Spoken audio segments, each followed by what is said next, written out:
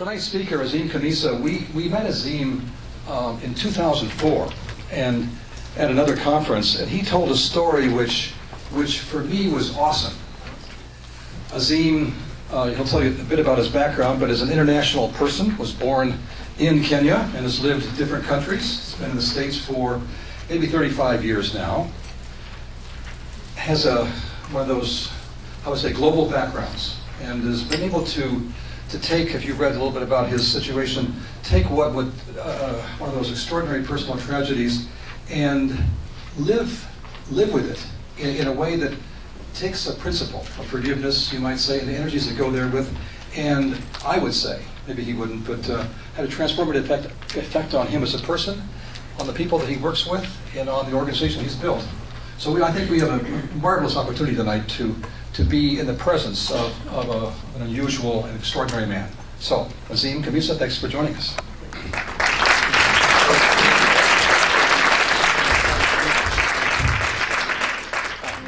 Time now for our Friday Making a Difference report, and the story of a man whose capacity for forgiveness is astonishing. He suffered the worst loss a parent can ever face, and yet he decided to turn his grief into something positive for himself and a troubled young man. Here's NBC's John Larson. A documentary began the story like this. 14-year-old Tony Hicks shot and killed 20-year-old Tariq Khamisa. A 14-year-old murders a promising young college student for the cost of a pizza and becomes the youngest child in California history charged as an adult with murder and gets life in prison. It was like a nuclear bomb going off in my heart. Azim Khamisa, the father of the victim, buried his only son Tariq according to their Muslim custom. He climbed down into the muddy grave. It had been raining, and they lowered his son's body, wrapped in a white cloth, down into his open arms. Yeah, I didn't want to live there alone. I stayed there a long time. When something bad happens, you can stop that bad from happening to other people. But when he finally came up, he did something remarkable. It is wrong to lie, to cheat. First, he forgave the family of the killer, It was a defining moment in my life. Only through that forgiveness, which in turn helped Azim start the Tariq Khamisa Foundation, speaking together to more than 1 million children about the real pain of violence. Sometimes it scars the soul forever. Then, Azim visited Tony Hicks, the killer, who had never had a father, and forgave him too. His forgiveness wasn't something I expected. Now Azim is lobbying to have Tony released from prison early, like he was his own son. And when he gets out of prison, what do you hope for him? We'll have a job for him at the foundation. So you're going to hire him? Absolutely. This is the killer of your son? Yes. Tony says now he knows what a real father is. I had a man forgive me for taking the life of his son. And he will work for that father, and for many who maybe never had fathers, someday, whether he gets out early or not. John Larson, NBC News, San Diego, California. So, thank you. Azim, please join us. Good evening. It's truly a pleasure to be here at a spiritual conference. I was looking at the agenda, I thought, man, I would have liked to have been here for the full conference. and it's nice to see my friend Sheldon, and it's nice to see so many of you here. It's a beautiful, energetic, spiritually set venue. I wanted to start. I've been an avid writer. I keep an active journal. I've written 3 books, and I've just finished my 4th one. And after Tariq passed away, which is very complex, I'm sure, for most of you who are parents or grandparents, I don't know what's more complicated in life than losing a child. It was devastating. And 3 months after Tariq died, I made the following entry in my journal. There's nothing quite so painful as a broken heart. There's nothing quite so painful as a broken heart. But a broken heart is an open heart. If one can learn to live with an open heart, gentle transformations begin to happen.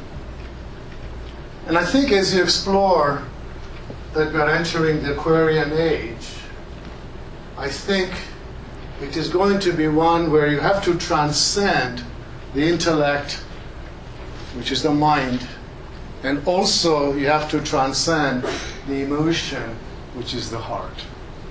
Because the one thing that I've learned in my journey, that in life you're going to get problems that your intellect will not be able to solve. I don't care if you have a single or a double or a triple PhD. I found that out. I was born in Kenya, as Sheldon pointed out. I was educated in England. My education is in math and finance. My son was alive. I worked as an international investment banker. I speak a half a dozen languages. But in my deepest crisis, when I had to deal with the loss of my only son, I have a beautiful daughter, my intellect was pretty useless. Now, some of us that are more evolved don't just live in our heads, they also live in our hearts, or at least lead from their hearts. But the heart is where the emotion resides. But there is no rudder in the heart. How often do we as humans get carried away by our emotions? It's happened to all of us. So I truly believe that our true resolutions, and maybe the most important faculty that we have as we approach the Aquarian age, is not our intellect, it's not our heart, but it is our soul. My third book is titled The Secrets of the Bulletproof Spirit: How to Bounce Back from Life's Hardest Hits, which was published by Random House about 10 months ago. Because I realized that in my deepest crisis, what eventually bailed me out was my bulletproof spirit. Every one of us here has a bulletproof spirit, especially this group, because I know you are very much an enlightened lot. So one lesson that I've learned in my life is that we all get defining moments. And surely enough, Tariq's death was a huge defining moment in my life. And when at these defining moments, we are able to make the right choice, able to make the right decision, we literally manifest transformation. So how do we make this right choice? We do not do it with the intellect. We do not do it with the heart. We have to go beyond. Tariq died. I got a call from the coroner's office to tell me that he'd been shot and killed. My initial instinct was they made a mistake. Just can't go there. So I very quickly hung up on the coroner and I called his home. He had just moved in with his fiancée Jennifer, fully expecting him to answer the telephone. Of course, he didn't pick up the phone. Jennifer did. And she really couldn't say anything. She was crying because they had gone to her house first. And then it hit. I wish I had the words to describe the excruciating pain one goes through, because I really don't. And I say it felt like a nuclear bomb had gone off in my heart. And the pain was so excruciating. And I don't share this with all of my audiences, but I think in this audience, it is fine to share that. I literally left my body. I had my first out-of-body experience because I could not withstand the pain. And I remember life drained out of me from my head, to my toes.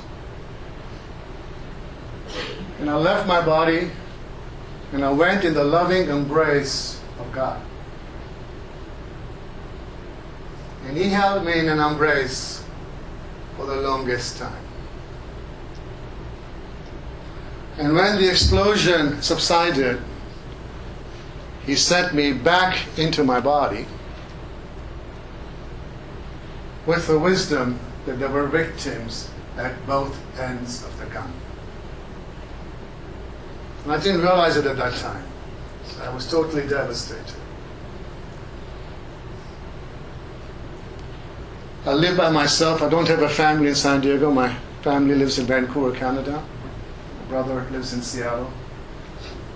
So my best friend and his wife were with me an hour and a half after I found out that Tariq had been shot and killed. And Kit, which was my Dan's wife, went to get Jennifer because she was by herself. Her parents lived in Hawaii. Her father worked as a dentist in the Navy. And Dan and I were alone. And he looked at me and he said, whoever these kids are that took Tariq's life, I hope they fry in hell. And I looked at him and I said, I don't feel that way. What I see is that there are victims at both ends of the gun. And Dan broke down and cried. He says, Azim, where do you get this strength? Dan and Kurt have a son called Adam, who was 12 at that time. He says, somebody took Adam's life, Azim. I not only want the killer, I want the whole clan. Where do you get this strength? And I told him, I hope you never have to find out that Adam dies. And Dan's not a violent person. He spent 18 months in an ashram in India, and he reads the Bhagavad Gita, carries it in his briefcase. If you ask Adam, he'll say, my father is a Hindu, my mother is Jewish. They're both very spiritual people. But that particular line was never said before. You know, when I said there are victims at both ends of the gun, it was never said. This is 15 years ago. It happened in San Diego in January '95.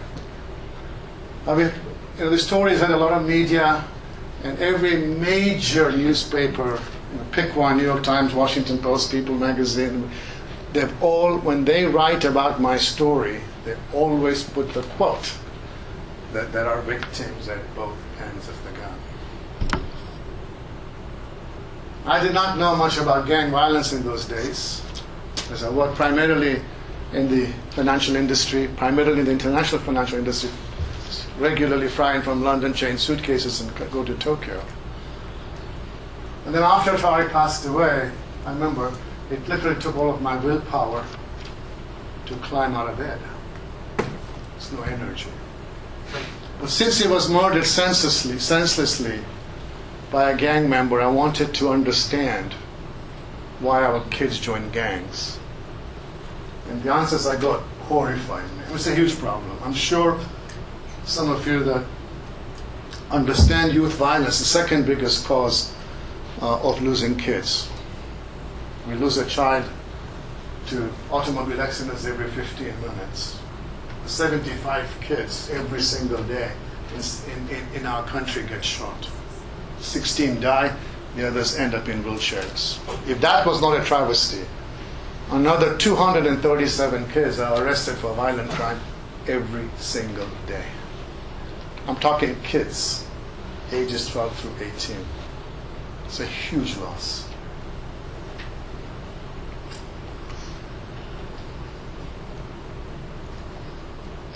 Nine months after Tariq died, having learned a lot about gang culture, and I don't want to spend too much time on it because I got a lot of material to cover in a short hour to do it. And I started the Khamisa Foundation. Our vision is a world free of youth violence. Our mission statement is to stop kids from killing kids by breaking the cycle of youth violence. And essentially, we have three mandates. Our first and foremost mandate is to save lives of children. It does not have to be your child that dies. When a child dies in any community, we are all diminished. Because a child's life is precious, more precious than ours as adults. Our second mandate is to teach and empower the right choices, because the kids fall prey to gangs for all of the wrong choices. So we want to empower the right choices so they don't make those kind of devastating choices. And our third mandate is to teach the principles of nonviolence, of peace, compassion, and of forgiveness. I started with a very simple premise, that violence is a learned behavior. If you accept that as a truism, then nonviolence can also be a learned behavior. No child is born violent. And often they learn violence from us adults. But where do they go to learn the principles of nonviolence? Our schools don't have time for it. They have 8 hours of curriculum and 6 hours of time. And those kind of subjects that help them get to their spirit, they're cutting off, like art and music and nature. So the Tariq Khamisa Foundation has taken on the mandate, through our story, to teach the principles of nonviolence, of peacemaking, of forgiveness, through 6 key messages. And they are: violence is real and hurts everyone. Kids see violence all over, movies, video games, television. There's violence so much over. In our culture, we are by far the most violent nation in the world, which is shameful, because what happens in America happens in the world. And while we are exporting our free market, democratic, meritocratic model, which is amazing, we are also exporting our violence. So this is an awesome responsibility to be the only superpower. You see movies where people die and then they are on a boat, like a 007 movie, sipping on a cocktail. We tell our children that's not reality. That in every act of violence, there are family members of the victim and the perpetrator that suffer, and suffer, and suffer, and suffer for a very long time. They meet me, they see my face, and they see the pain. You saw on the video, and they meet the grandfather. They see the pain on his face. I mean, Tony was 14 when he murdered Tariq. He's in an adult prison, a young, good-looking man. His grandfather has to get up every morning, worry about him. Tariq is gone, you can't hurt him anymore. So in many ways, I believe Place's life is more complicated than mine. We talk about actions and consequences. He's 14, he won parole till 46. We talk about we can all make good and non-violent choices. They see that I made a non-violent choice. We talk about you cannot destroy violence with violence. You cannot go in a dark room and destroy it with dark. You can put a light on, there's no longer darkness. We teach that you can destroy violence with non-violence. We can break that cycle. Our fourth key message is we can all offer forgiveness instead of revenge. Now, a very special relationship with the grandfather of my son's killer. We've been together for 15 years. Foundation today has 50 employees. We've reached 8 million kids. I've personally spoken live to about 1 million. And we sometimes go together, we're introduced. This man's grandson killed this man's son, and here they're together. And they've never seen that. I mean, the adults have never seen that. It will be different. He's African American. Although I kid him about this, I'll tell him all the time. I said, "Plus, I'm the African American in this group. I was born in Africa, not you. He's a Baptist from the South. I'm a Sufi Muslim. I'm a practicing Sufi Muslim. I would never have met him had his grandson not killed my son. And he's like a brother to me. I mean, we have this love for each other. I can't even put it in words. We talk about that. Comes to forgiveness.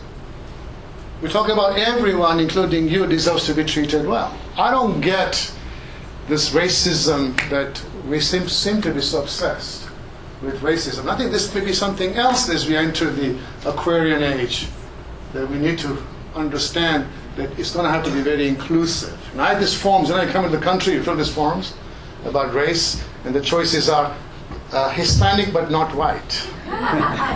Hispanics don't care what color you are. Native American but not white. Isn't that just a little choice? And then it goes through, Caucasian, African American, Asian, and then there's this little bottom thing, the last choice is other. I always mark other and put human. What difference does it make?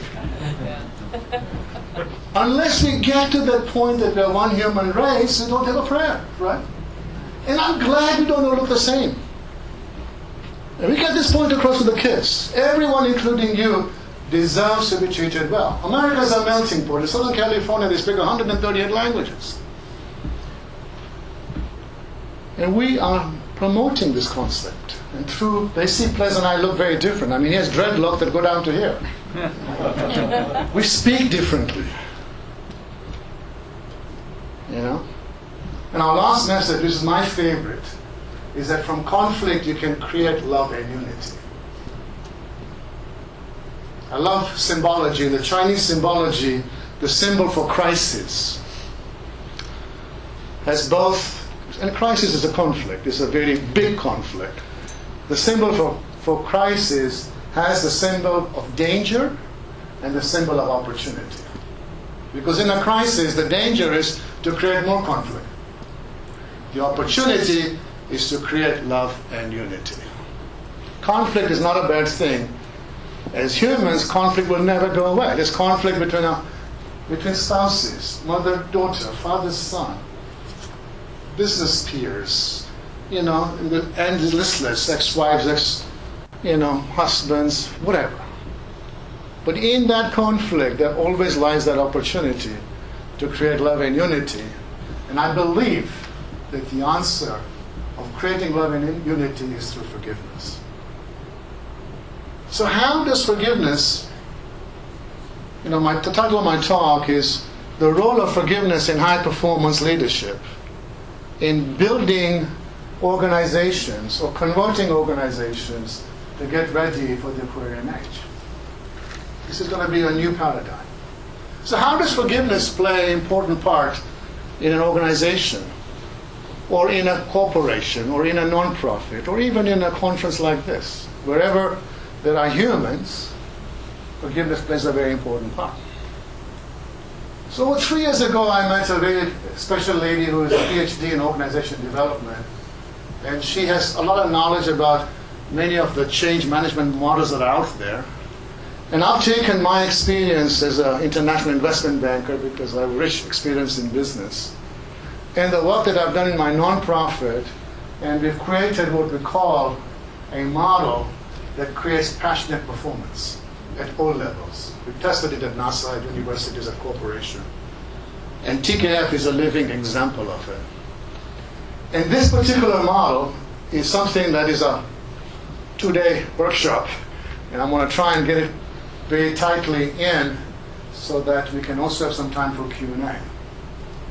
But I'm going to try and tell the model through some of the stories that I've experienced in the 15 years that we've developed the Khamisa Foundation. The first module is the readiness to transform. This module didn't exist in any of the change management model. It's come as a result of my work. Because you don't find a lot of candor in organizations. Even Jack Welch in his book says that the hardest thing for an organization is to have candor amongst its employees, where they speak openly. So the formula for the readiness to transform is essentially you acknowledge the big elephant in the room. You compassionately confront the issue, not the person. You forgive and you redeem. Does that make sense? After I started the Khamisa Foundation, I reached out to Tony's grandfather.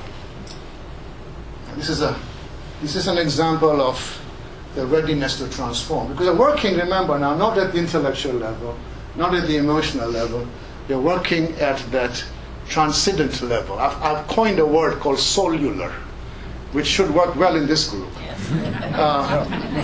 Because essentially we're trillions of cells. But what I believe is that when you shift at the cellular level, it's much deeper than the cellular level. That your actual DNA will, the sequence of your DNA will rearrange. I know I'm a different person now than I was when someone was alive. So you shift at the cellular level, that kind of transformation is sustainable. So I meet Ples. And I called to him and I said, Ples, you know, I don't come to you in revenge, in anger, or retribution. Because what I really see here is we both lost a son. My son died. And your grandson you lost to the adult prison system. There's nothing I can do to bring my son back from the dead. Nothing you can do to get your son out of prison. And I've started this organization in his memory to help me and my family deal with this loss in a positive manner. And I have a very lofty mission to stop kids from killing kids. I've really come to ask for your help. Because I can't do this by myself. It behooves both of us, because it was your grandson that took the life of my son. While I can't bring him back from the dead, and you cannot get him out of prison, the one thing you and I can do is make sure no other young soul in our community ends up dead like my son, or ends up in prison for life like your grandson. Will you help me? That's compassionate confrontation. And he was very quick to take my hand of forgiveness, because he could see that I came in with a forgiving arm. And I invited him to join me, and that gave him the opportunity to redeem himself. Does that make sense? See how powerful this is? He's not a bad person. He has a master's degree in urban development. He has a wonderful home for his grandson. I had no clue his grandson was in a prison. I mean, he was in a gang. He's as committed to this work as I am. Now, do you see that kind of stuff going on in organizations? Oh, they fire your butt, right? So this is an important piece.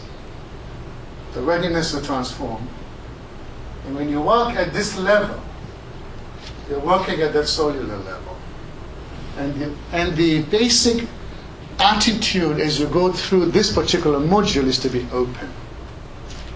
And once you've gone through it, you're made whole, right? You're kind of kissed and made up. Does that make sense?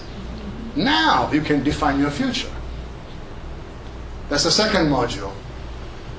And to define your future, you have mission, vision, and core values. And I don't want to spend all the time on mission and vision, because you can read the Harvard reviews and there's plenty of stuff on there. But I do want to spend some time on core values. Because core values are very, very important. They help you through the good times, but they really help you through the bad times. Now the core values of Khamisa Foundations are integrity, speak the truth, we keep to our promises, we do what we're going to say we're going to do. Our second core value is compassionate confrontation. And our third core value is forgiveness, because we are built on the cornerstone of forgiveness. It's not unusual for me to be walking down the hallway at Khamisa Foundation, and Lisa, who's our executive director, comes to me and says, Khamisa, I got to compassionately confront with you. And I would say, sure, Lisa, because that's our core value. And she would say, at the last board meeting, you made this comment, which I thought was kind of a personal attack on me. Because it hurt my feelings, you said it that way. And I said, Lisa, you're right. I shouldn't have said it that way. I ask for your forgiveness. At the next board meeting, I'm going to publicly apologize to you. And to redeem myself, I'm going to take you out to dinner. And we resolve these issues. We're not perfect human beings. Right? We'll make mistakes. But the core values really help us. Now, in bad times, it's tough to adhere to core values. And I'll tell you this, that every one of you is going to fall off the wagon on core values. That's okay. Because when you follow the core wagon, at least you know you've fallen off, right? You come back and put yourself up. 6 years ago, the foundation, I started with $8,000. For years we had part-time people and full-time people. And my daughter, I have a beautiful daughter, her degree is in sociology. And my son was alive when she graduated at the University of Washington. And her emphasis was juvenile delinquents. It's kind of interesting, isn't it? So she came and ran the foundation. I told her I need some help, sweetheart. So she was there for about 6 years. And now she's not, because she's given me 2 beautiful grandsons. She's a full-time mom. And I know you're dying to see that photographs, right? A lot of fun, a lot of fun. So anyway, she was like a Mother Teresa. She was good at raising money. She was like a Mother Teresa to her staff, and was also, very good with the community. And she by the time she left, we had grown to like 4 full-time people and 2 part-time people. And she left, and we brought another person on board who was on our board, but she was more like a black and white. I'm the boss. We do it my way or the highway. So the staff didn't like that, because they went from like a Mother Teresa to like a stepmother. So she couldn't accomplish anything, so then we finally had to let her go. And then Mark Fackler, who is the president of the Khamisa Foundation, said, we don't have a lot of money. He's a wealthy guy. He's been on our board. He gives us voluntary services. He built a company from zero, took it public, made a lot of money. He said, I have time. I'll be the executive director. I said, fine, that's great, Mark. And he's a good leader. He's still involved with us. But Mark is an engineer. And he's very much about core values. So if there's any issues, we're going to follow the core values, No finesse, none of that warmth that my daughter had, We'll just do it. You and I sit down, compassionately confront, forgive, and it's going to be very much official. So the staff went from Mother Teresa to a stepmother to an orphanage, So about 6 weeks into this, the staff comes up to me and says, if Mark continues as the executive director, we are all going to quit. And I said, that's not our core values. Our core values say you compassionately confront and you forgive. And Mark's willing to compassionately confront. So we don't want to compassionately confront him. I tried to talk to each one of the individuals as a group. I tried to talk to Mark. Mark said, I'm fine. I'll compassionately confront. Finally, I went to my daughter. I said, sweetheart, the staff has given me an ultimatum that unless I accept Mark's, and Mark is saying, I'm fine to resign. Remember, we're not paying him anything. He's giving us voluntary service. He said, I don't want you to lose all this stuff. I'm willing to give you my resignation, And my daughter says, well, Dad, they're not kidding you. Because she's staying in touch with the staff. If Mark stays, they will quit. I think you should go ahead and accept Mark's resignation. And I thought, this does not feel right to me. I spent 2 more weeks talking to them. I meditate 2 hours a day and get all my ahas there. I can stop my mind and my heart, I can be transcended there. So finally 2 weeks later, I went back to my daughter. I said, you're my only child. I cannot accept Mark's resignation without changing the core values. If I accept Mark's resignation, I am violating the core values. And I'm not going to do that. What kind of a message does that send? I'm the founder, CEO of this organization. I have to live the core values.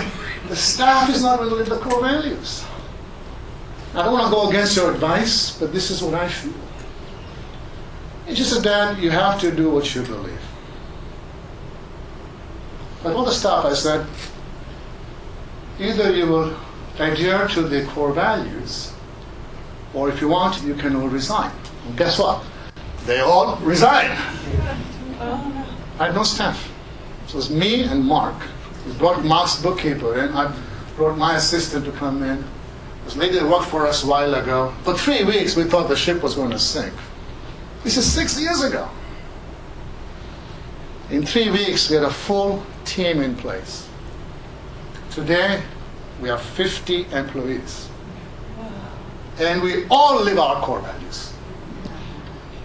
You can walk through that hall, and there's not one person that does not live our core values. Not just in the company, at home too. We have board members that said, my God, these core values have saved my marriage. Which is true. Very, very important. So the attitude as you go through mission, vision, core values is to be hopeful. And if you're able to create the right kind of a mission, vision, core value, that gives you a new future. Does that make sense? The third module is the alignment module. Also one of my favorite modules. Now alignment in the Harvard Business Review means like aligning resources. And you're going to build this future, you're going to need computers, technology, money, employees, and all of that. I'm not going to waste time on that. But what I believe that you need in the alignment piece is you have to align your truth with the collective truth, with the truth of the universe. Does that make sense? It's an inclusive area. Now, in this particular piece, if you are organizations and you want me to come and help you do this model, I want to kind of pre-warn you, you're going to lose some of your employees. Because in the alignment piece, if you do it right, some of your employees are going to feel like square pegs in a round hole. You want to fire them, they'll leave. Because their truth will not be aligned to the collective truth, which will not be aligned to the universal truth. 5 years after, and I'm going to give an example of that. 5 years after Troy died, I went to meet Tony. I figured that at some point, to get my journey complete in forgiveness, I'm going to have to come eyeball to eyeball with the kid that killed my son. It took many thousand hours of meditation, because you don't know how you're going to react when you come eyeball to eyeball with the person who pulled the trigger on you. And when I met him, I'm walking up the prison steps thinking, I'm not going to like this kid. And I killed my one and only son. And we met in the hall. We were on a coffee table.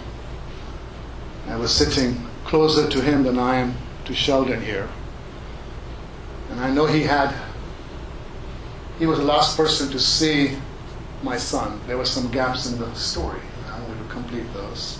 And then I remember looking in his eyes. For a very long time, we locked eyes. And I'm looking in his eyes, looking for a murderer in him.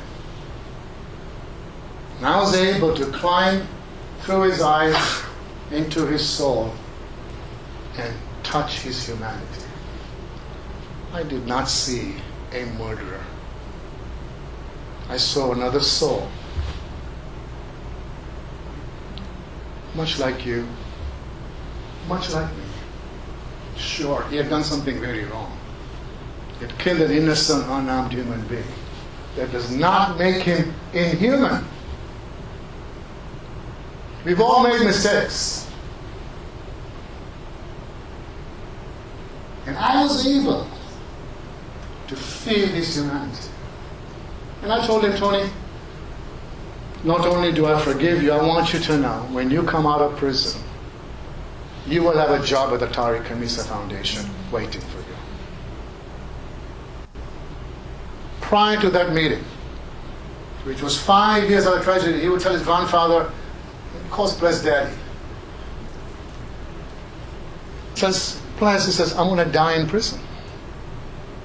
You know, it's very complicated for a young, good-looking guy to be in an adult prison. It's a zoo. After I met him, I gave him hope. He passed his GED in prison. He's doing college courses now to become a child psychologist. He's already helped us. I was able to get a camera crew in there. We have 2.5 hours of him when he was 26. He's 29 now. We have footage of him at 14. You see the gangbanger in him. You see him now at 26, he comes across as a monk. You see the cellular transformation in Tony. Not the same person as he was. Now, you could take the position, right? He killed my one and only son, he should be hung from the highest pole. How does that improve society? If you forgive him, and he joins you, and he stops other kids from making the same mistakes that he did, do you then not improve society? Think about it. When he's on stage, and I believe that will happen, I'm actually working with our very famous, the governator in California, to see if he can commute Tony Santos. I see someday he's going to be on stage, the grandfather, and telling kids, when I was 11, I joined again. When I was 14, I took Mr. Khamisa's son's life. I spent the last umpteen years in prison. I'm here to tell you it's not worth it. Do you think the kids are going to listen to that? Yes. Yes. Because his intonations will have the intonations of the person who pulled the trigger. That resonance will be in his voice. The power of this story is in my heart of hearts. I know we've saved Tony.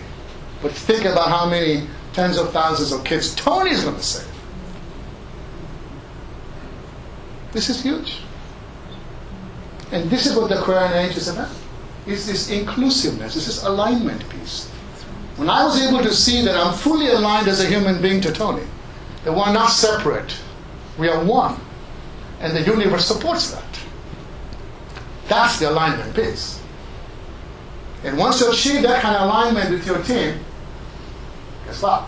You get to passionate performance, where everyone is accountable, everyone is inspired, everyone is motivated, they show up early for work, they stay late. I have one of my staff members actually slips in the office. You can go home, Benita. No, I gotta do this grant, I gotta do this grant. And when you achieve passionate performance, you don't have to micromanage. You have to just show them. There's the end zone, here's the ball, boom. The team's gonna take it over there. And you'll see transformation occurring in your organization. And what's the beauty of this model? These things do fall apart even after you achieve passionate performance. As it happened to us 6 years ago. Now it happened to you. And I encourage the organization that I work with is don't despair. Go back to step number 1. You've already gone through this spiral once, right? The 4 modules. Things fall apart. Readiness to transform. Get back up there. Acknowledgement, compassionate confrontation, forgiveness, and redemption. Define your new future. Get the alignment piece, they'll be back to passionate performance. Does that make sense? And the second time you get better at it because the language is going to set in. And each time you do this, you're constantly evolving as an organization, as our planet. We're constantly evolving. So let's very quickly to give you the module. So I'm going to open it up for some questions. So we have some chance to ask questions, and then I'm going to do a closing. And I know you have a busy night ahead of you here.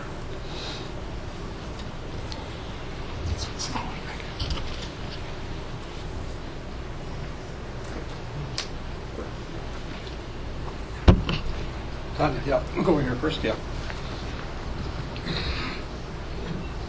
Do you work with drug addicts? Second? Do you work with drug addicts? Yes. We have 6 programs now in our schools. We are very much at the leading edge. We have a program called the Peace Empowerment Project, the worst high school in San Diego in the Encanto area. We have a full-time TKF member. By the way, we give all of our programs for free. The foundation now is a $2 million budget because the schools we go to don't have money for toilet paper. And we have one for parents. We have during school, after school, before school. So we have a full-time TKF staff member on the high school, a full-time TKF staff member on the middle school, and 2 floating ones on the 5 elementary that feed the middle school. In the first year of a 3-year pilot, we've reduced violence on the most violent high school in San Diego by 25%, which is huge. 3% is statistically relevant. All of our, and I'm a statistician because I came from the business, so we measure we're very outcome driven. San Diego State does all of our evaluations, and they were so blown away that the dean of the School of Letters and Arts, San Diego State University produces more teachers than any other university in our country. He says, Azim, we're so blown away. We would like to create a Tariq Khamisa Foundation and our professorship of peace and nonviolence on our campus. So every teacher that comes out of here will be trained in your curriculum.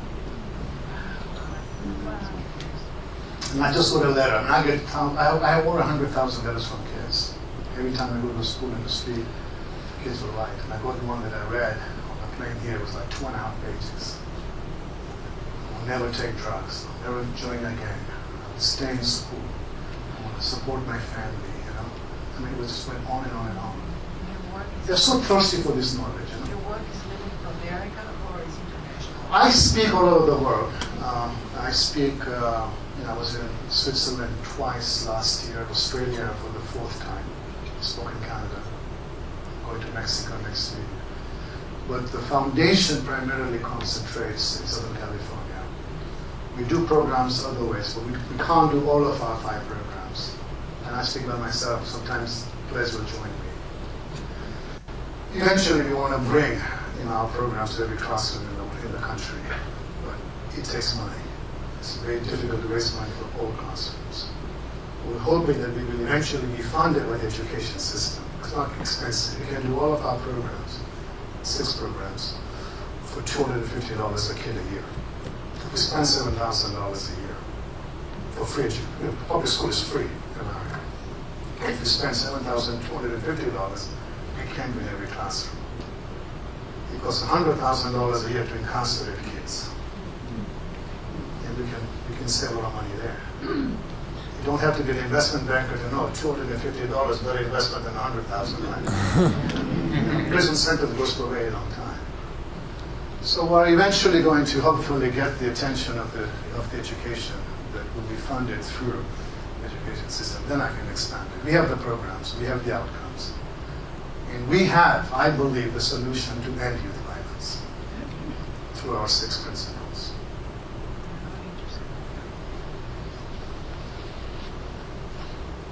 What was your spiritual orientation before your son was killed?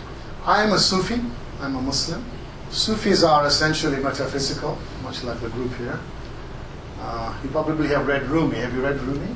Yeah. Rumi is a Sufi. Kabir, many Sufi poets.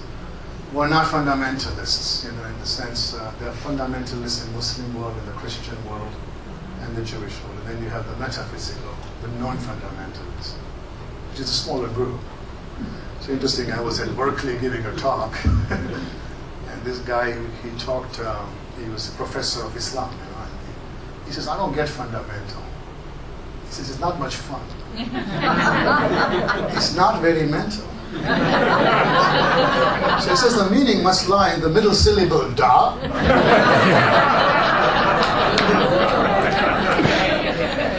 That kind of sums it up, you know. So I'm not a fundamentalist. I don't want to hurt anybody's feelings, but I don't think in this group, I think we're pretty safe. Azim, I know you've focused on gang violence. Yeah. One of the things that is increasing is bullying resulting in suicides, the indirect deaths. And I'm wondering if your foundation is doing anything on that? Yes, we are addressing bullying, for sure. It's another form of violence. We had a case just recently where one of the girls was bullied and was stabbed on the toes a couple of times, was actually hurt, and she responded non-violently. And we gave her an award. It's quite a story in the school. We gave her an award because of the programs we're doing. The suicide piece is a bit more complex. I started another program called Can I, which is constant and never-ending improvement. It's in its 8th year. It's an intervention program. And I work with kids that are on probation. Most of these kids are offenders. although I've never met an offender who was not a victim. So we create a lot of empathy for the initial victimization. And we go through 4 steps with them. First one is to take responsibility for your action. Ask forgiveness of people you've hurt. And we can actually arrange. We have a program called Victim Offender Reconciliation Program. Okay. Very, very healing. Number 3, forgive yourselves. They're young. If you can't forgive yourselves, you can't move forward. The 4th one is redemption. Is that all of these kids are involved in giving back to the community. That they are going out working with other nonprofits, making sure that they're helping other kids not make the same mistake. And the more they do of that, the easier it becomes for them to forgive themselves. That's an important piece in the suicidal piece. So in the CANI program, we've been able to make an impact on it. CANEI, constant and never-ending improvement. If you're interested in any of these programs, please see me afterwards. I'll give you some of my business cards, or I can leave some here. Feel free to email me, or we have some good programs. And I don't know. I know that Sheldon told me that there are some people in the room that are in peace education. So if you're interested to delve deeper into it, we have a program called Ending the Cycle of Violence. It's under $250. We have a DVD on each of our 6 key messages. We have developed 30 some experiential exercises. And we teach classes on empathy, on compassion. I'll give an example. Every one of our class has a theme. Like the class on empathy. And my daughter actually was teaching this class. And we have an icebreaker, and then we have a theme, and then we have the lesson, and then we have the homework. And the theme for empathy is, you don't know me till you walk a mile in my shoes, and I don't know you till I walk a mile in your shoes. Because you can't have empathy for somebody you don't know. And you walk a mile in my shoes, you get to know me. I walk a mile in your shoes, I get to know you. And then we teach the lesson on what empathy is. It's a big word for a 7th grader. And then they're going to practice empathy. So go find somebody, or this next week, and walk a mile in their shoes. And have them walk a mile in your shoes. And the next week they get a lesson on compassion. And who wants to share their homework? And this guy's name is Alejandro. He goes by Alex, Hispanic kid, puts his hand up. And my daughter is telling me this story. She says that when his hand went up, I thought, oh my God, this is the most disruptive kid in my class. He's going to ruin my entire class. But he said what he shared was so powerful. He said, I was walking in the hood last weekend and I saw this kid giving me a dirty, angry look. The kid giving him a dirty, angry look is an African American. Now, he says the rules of the hood are very simple. The kid gives you an angry, dirty look, you go beat him up. But because you taught me, you don't know me till you walk a mile in my shoes, and I don't know you till I walk a mile in your shoes. I walked with this kid and said, why are you giving me a dirty, angry look?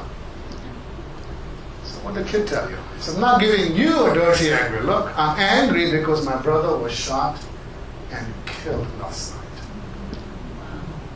So what did you do? I reached out to him.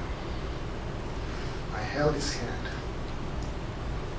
We cried together. I told him, I know how you feel. Because my uncle was shot and killed 6 months ago. Do you see the power in this? One lesson. Tell me you cannot teach the principles of nonviolence.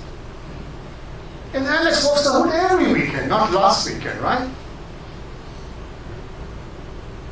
This stuff works. And I have so many stories like that, but it just, it's amazing. I mean, I really didn't know I had this in me to do this work. And I was an investment banker. I'm an international investment banker who's now a social worker. But I look at it as a step up in my career. I can go to an elementary school and get 500 kids come up and hug me. I never had that in investment banking. Not today. Not today, it's all right. I probably got out at a good time, right? Yeah. All right, any more questions? 1 or 2 more questions? Yeah. Yes. I'm curious about the structure of your program. Are your 50 staff members interacting directly with the students? Are you treating the teachers? And are you invited in, or is the principal dictating that they're going to do this? All great questions. Are you a teacher? Wannabe. Wannabe. We have a core team of 13 people. The rest of them, which are 38, 40, are high school AmeriCorps workers. They are called Hope Mentors. We train them. We pay half their salaries. AmeriCorps pays half their salaries. Each of those Hope Mentors has 20 kids. So our other 5 program goes to the whole school. The one that I'm involved with the grandfather, is an assembly. The ECV, Ending the Cycle of Violence, which is on this DVDs I told you, is classroom-based. And we have a Circle of Peace before school, after school, where the kids are peace ambassadors. They actually group together and they mandate more peace on campus. They actually go break up fights.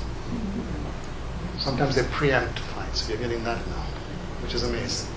And then we have a Peace for the Parents. And then we have this Hope Works. And that goes to the kids that are on the slippery slope. They're all doing the wrong thing. They just haven't been calm. So we hook them up. So these mentors work with these kids in school, at home, in the community. And that's really made a big difference. We have 40 schools waiting for our programs all the time. That's the hardest part of my job, is to figure out which schools to go to. And I don't tell them go to the most violent ones. But these lessons are good for good kids too, as I'm sure you will say, we are creating a Train the Trainer for ECV. 3-day course where you can come in and train, and then you can teach the Ending the Cycle of Violence. It's just not quite out yet, but we're looking and saying maybe we want to do this web-based. So it'll be cheaper for people all over the country to do it. Scalability, exactly, yeah. Good question, thank you. One more question, yeah. William, please.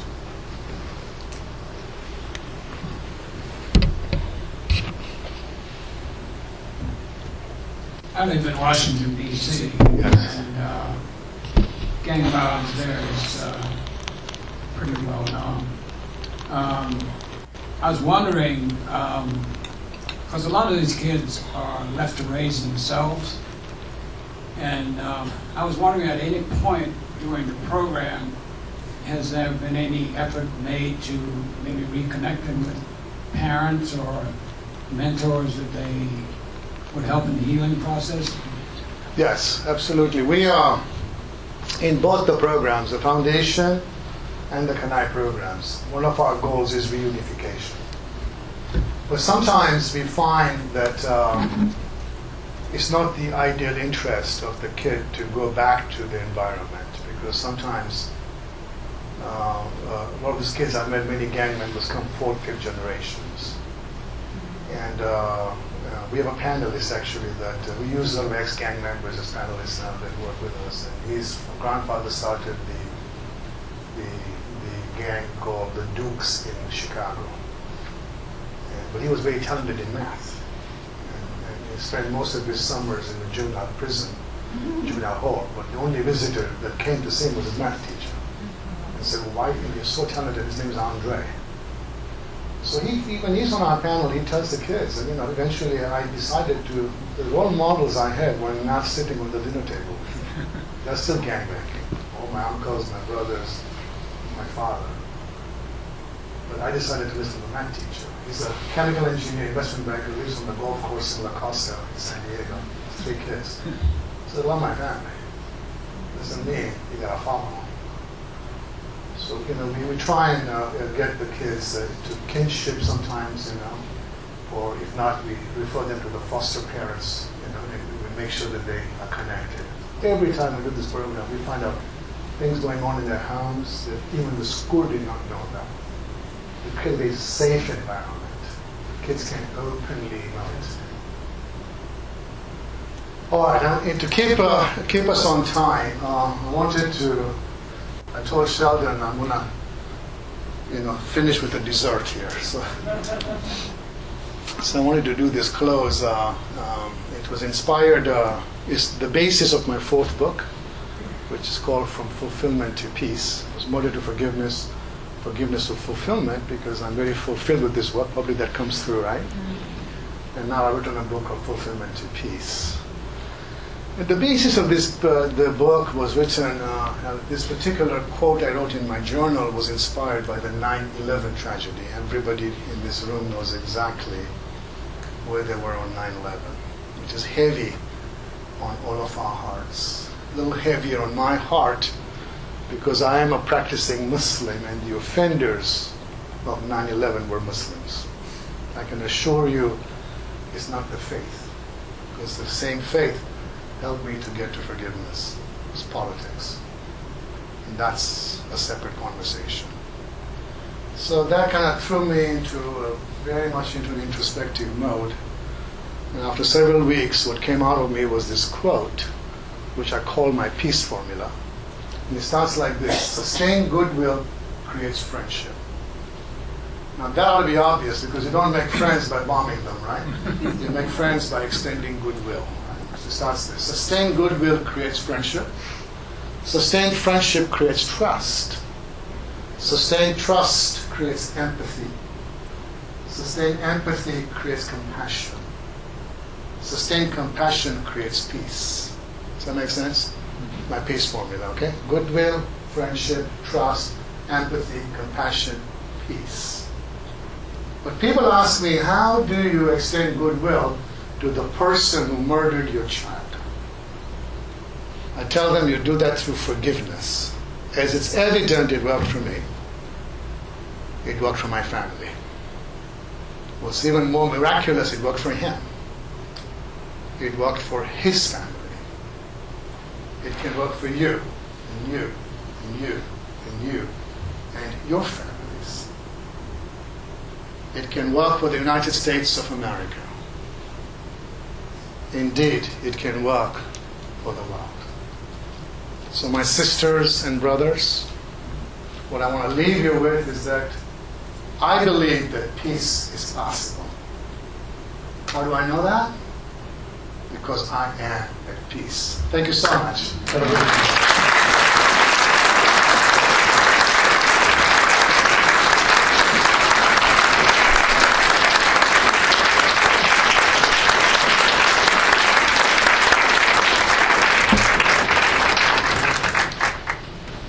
Well, that says extraordinary, right?